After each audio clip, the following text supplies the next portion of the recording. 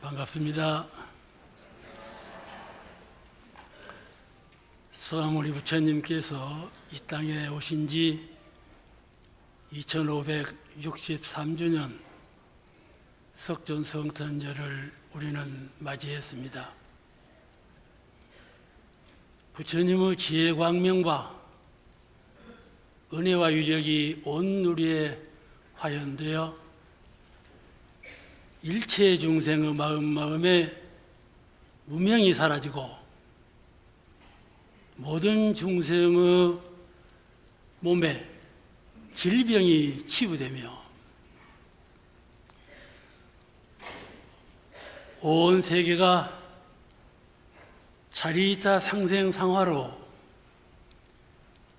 평화의 세계, 광대무량한 낙원 세계가 구현되기를 축원해 마지 않습니다. 불교와 불법은 서가모니 부처님 오신 이래로 출현되었지만은 소태산 부처님의 개혁에 의해서 부활에 의해서 과학문명과 도덕문명이 이와 같이 찬연하게 발전된 문명시대에 주세종교로 우뚝 서게 된 것을 기쁘게 생각합니다. 오늘 저는 불법 활용에 대한 말씀을 드리겠습니다. 부처님께서 탄생하실 때에 천상천하 유화독존, 부처님께서 열반하실 때에 자등명, 법등명 이렇게 간명한 대단히 정결한 법문을 하셨는데, 오늘 이 부처님의 간명한 법문을 오늘 우리는 어떻게 잘 활용할 것인가에 대해서 말씀을 드리려고 합니다. 부처님께서 항마성두하신 가장 근본된 동기가 무엇이라고 여러분 생각하십니까? 모두가 생각이 다르겠지만 저는 고요한 명상, 조용한 깨달음 이렇게 생각합니다. 고요한 명상, 조용한 깨달음으로 부처님은 성도하셨다 이렇게 생각합니다. 부처님께서 생로병사 사문유관하시고 처음 유성 출가하실 때 고요한 명상, 조용한 깨달음으로 큰 소원의 결단을 가지시고 출가하시게 된 것입니다. 고요한 명상, 조용한 깨달음, 이 정신을 동기로 해서 출가하셨다고 말씀이죠. 그 후에 5번 장소를 옮기시면서 방향을 바꾸셨습니다. 그래 성도하신 것이죠. 출가하셔서 간지스강 유역에서 유랑을 1년간 하셨다고 합니다. 거기서 유랑하시면서 이 일을 어찌할꼬 대종사님과 똑같다고 생각해요. 이 일을 어찌할꼬 스승을 만나야 되겠다는 생각을 하신 것입니다. 그것이 부처님의 고요한 명상, 조용한 깨달음이라고 저는 그렇게 믿고 있습니다. 남쪽으로 내려오기 시작했어요. 부처님께서 마갈타국은 인도에서 가장 문명한 도시권에 속한 나라였는데 거기에 두 스승이 있어서 두 스승을 만났는데 신선도를 배웠으나 생로병사를 해탈하는 길은 아니었어요. 그러므로 다시 이 일을 어찌할꼬 하는 의심머리가 생기신 것이죠. 선선도만으로 되는 것은 아니라고 생각하셨기 때문에 그때부터 일반적으로 수행자가 걷고 있는 고행의 길을 출발하셨습니다. 그래, 더 남으로 내려오셔서 고행림으로 들어가셨어요. 고행림에서 상당한 오랜 기간 동안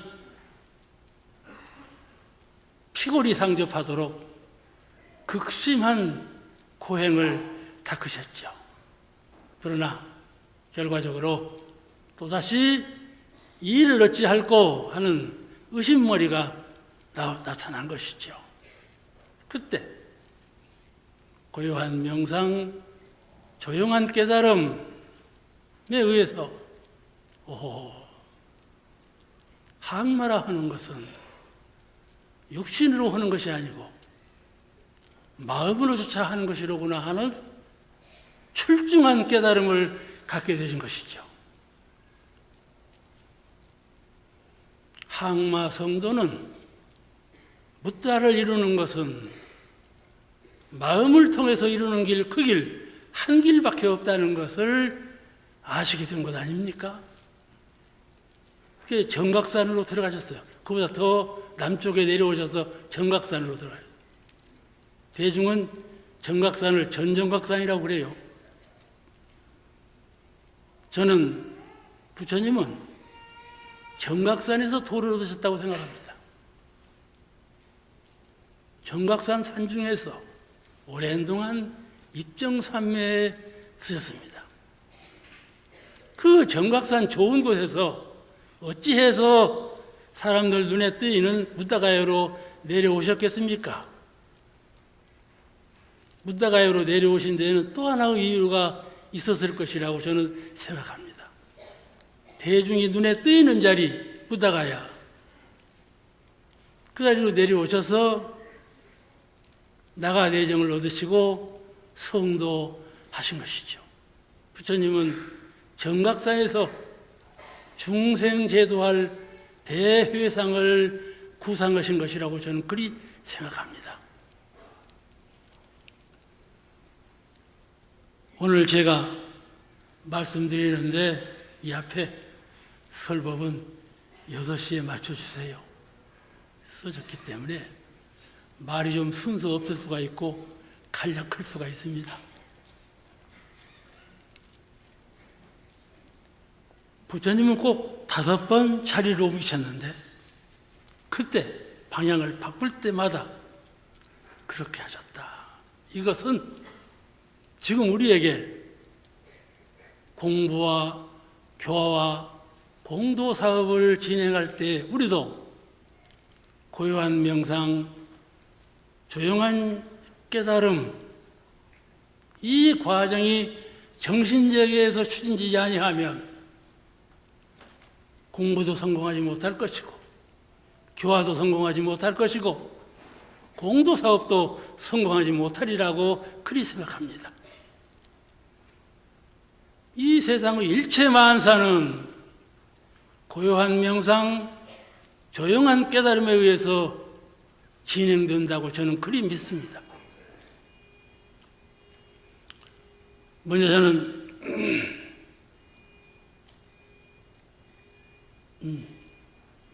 제가 이렇게 저도 82세라 참 건망증이 좀 있어요. 우리 교단은 혁신해야 된다는 말을 꼭 가리라 했는데 꼭 가리라 하는 생각이 그만 빠져버렸구만. 오늘 저는 천상천하 유화독존에 대해서 먼저 말씀을 드리겠습니다.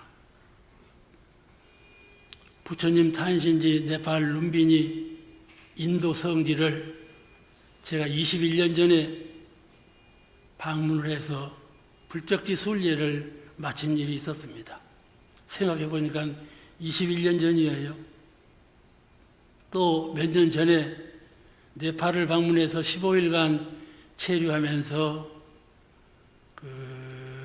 티베트 불교를 많이 탐닉한 일이 있었습니다.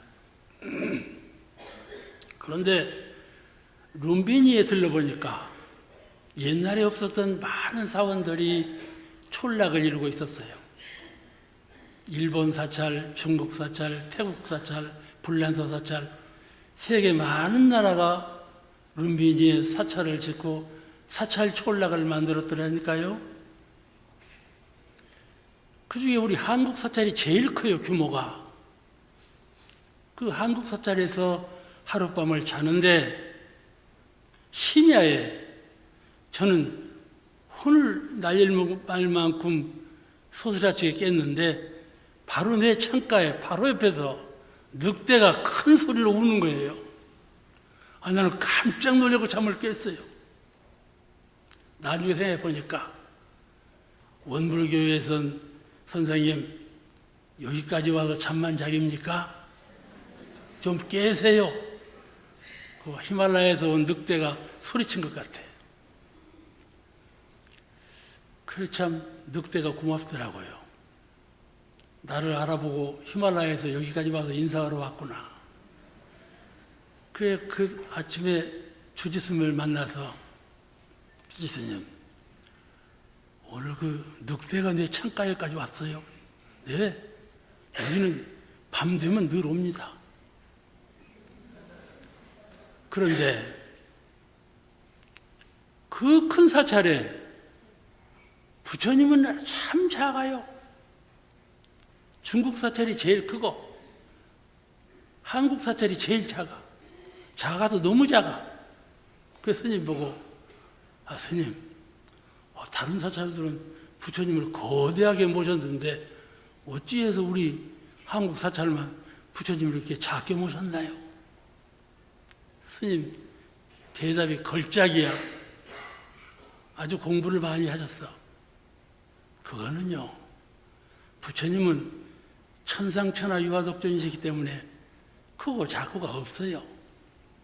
그러시더라고. 그래 내가 한 방 맞았다. 그렇게 생각했다니까. 얼마 전에 참 세상은 무상해요. 인상도 무상하고 석산 법사님이 벌써 열반하셨다니. 석산 한정석 원로교모님이 인도네시아를 가자고 그러세요? 안 가. 가.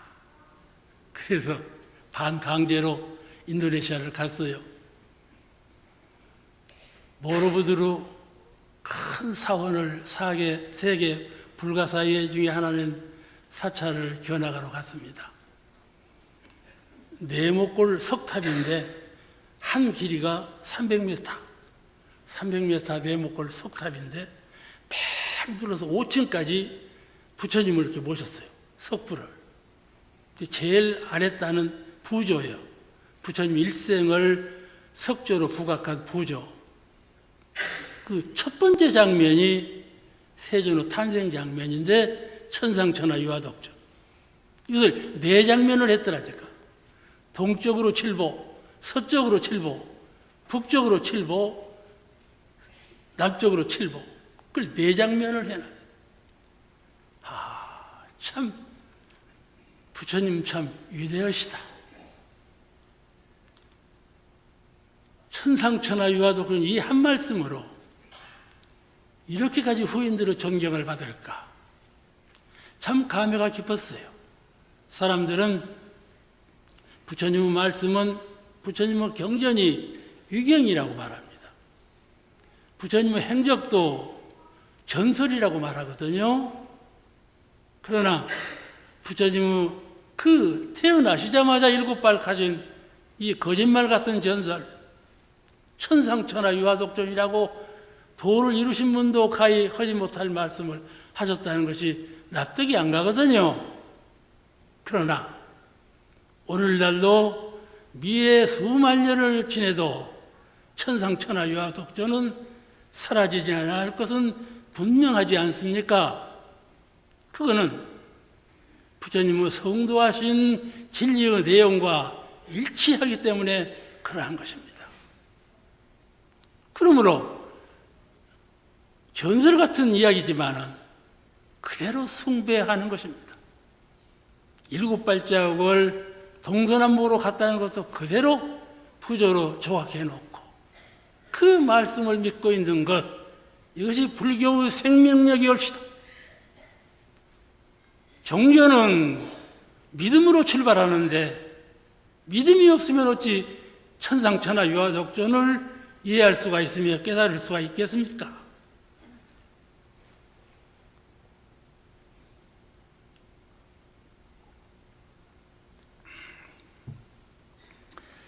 원불교 교의로 보면 우주는 오직 일원상 부처님 한 분뿐, 이 말씀이죠.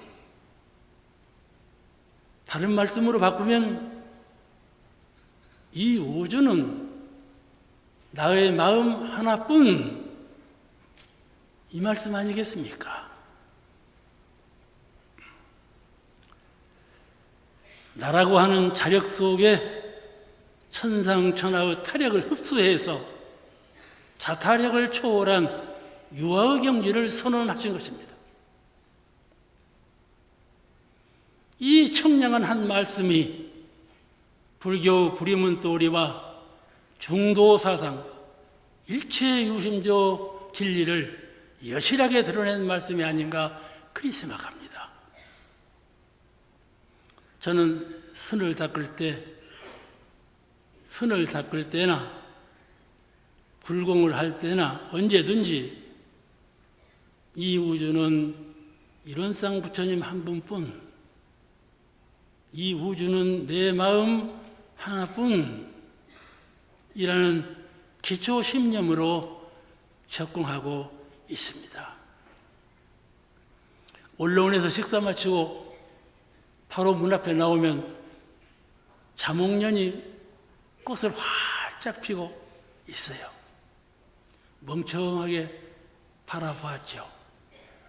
목련아, 너는 생각도 없고 영혼도 없는 것이 어떻게 그렇게 꽃을 피웠노? 물으니까 목련이 대답을 하니요. 그래서 과연 목련은 부처님이로구나. 만약에 당나라 조주선사가 내 곁에 있다면 부처님의 적적대의가 무엇이고 하고 묻는 제자에게 뜰 앞에 잣나무를 보라, 이렇게 설법하지 아니하고 내 눈앞에 목련을 보라, 이렇게 말하겠다.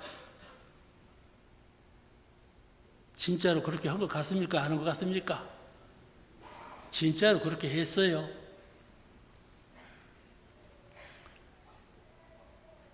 그 실없이 서 있는, 실없이 꽃을 피는, 실없이 낙엽을 지는 그 목련이 천상천하 유아독존을 말하고 있다 하는 것이 불법의 진리입니다. 과거 부처님께서 천하 만물 어떠한 물상일지라도 부처 아님이 없다는 것을 선언하신 말씀이 아니겠습니까? 다음은 자등명, 법등명에 대한 말씀을 드립니다. 부처님께서 쿠시다가라 열반하실 때 아란이 슬피 울고 있었어요. 아란아, 울지 마라, 우는 걸 그치라. 부처님 가시면 누구에게 의지하리까? 대반 열반 중에 이렇게 말씀하셨어요. 자신을 등불 삼아 자신에게 귀의하며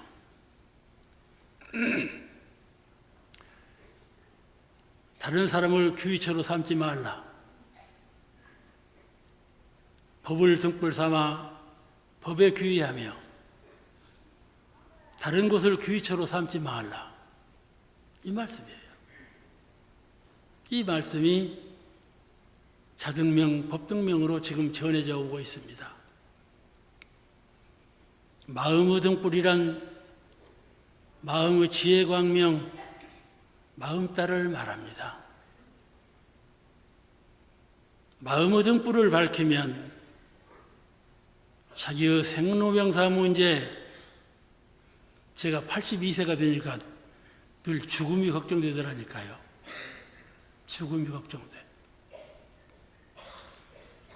생로병사 문제, 순역 고락의 문제, 진급 강급의 문제 모두 해결된다는 것입니다.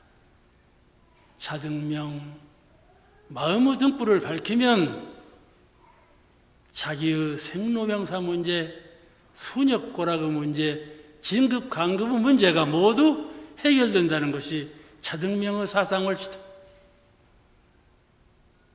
자성의 해광, 자성의 등불, 만족할 만한 법문 아닙니까? 나는 주문처를 외우기를 이론의 광명, 이론의 위력, 이론의 자유를 명상합니다. 이 명상이 등불이 되는 것입니다. 이론의 광명으로 무명을 소멸하고 이론의 위력으로 질병을 치유하고 이론의 자유로 극락을 수용하자. 이것이 나의 표전이올시다. 그 다음 법의 등불이란 우주만유 진리적 깨달음을 말합니다. 우주만유에 대한 진리적 깨달음, 이것이 법의 등불이 올시다. 우주만유 진리를 깨치면 인류사회의 일체의 죄고와 인류사회의 일체의 복락과 평화, 정의의 문제가 모두 해결된다고 생각합니다. 우리는 이론상의 진리, 이론상의 신앙, 이론상의 수행 등 법의 등불을 밝혀서 가정과 세상의 모범종교인이 되어야만 되겠습니다. 자손 만대, 인류 만대에 이르기까지 꺼지지 않는 이론의 법 등을 밝혀야 하겠습니다. 오늘 말씀 여기서 마칩니다. 감사합니다.